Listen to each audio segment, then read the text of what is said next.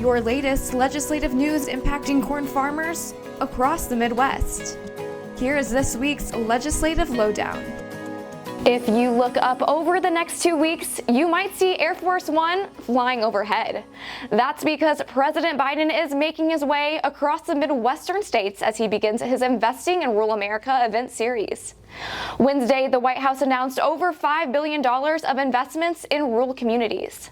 This includes funding for climate-smart agriculture, infrastructure, economic development, high-speed internet, and energy.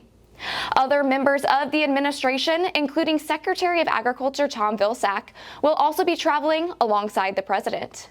Vilsack says, higher incomes for farm families and better jobs for rural Americans is the desired outcome of the funding. Members of the House of Representatives worked together last week and sent a letter to the newly elected House Speaker Mike Johnson, reiterating the importance of passing a farm bill.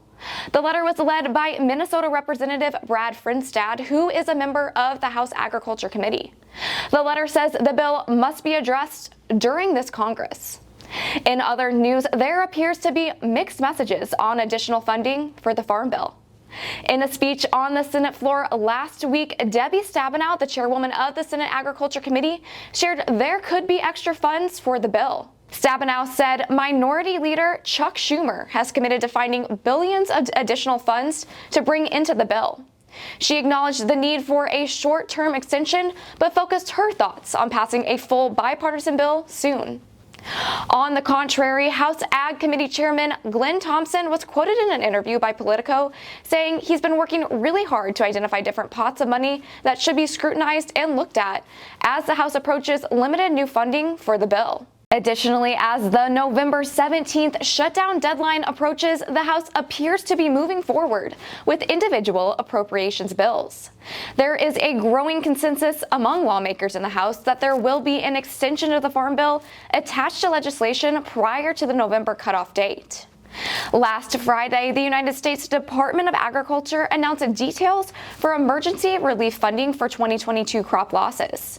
Producers can now apply for ERP Track 1 or Track 2 whether or not they have received the pre-filled out applications from the Farm Service Agency. In the state legislature, the second week of veto session will begin in Springfield next week. Although few bills are being considered, Illinois Corn is advocating for a bill related to the Farm Mutual Insurance Act. The bill allows insurance companies to consider offering catastrophic policies for farms. For Illinois Corn, this is your Legislative Lowdown.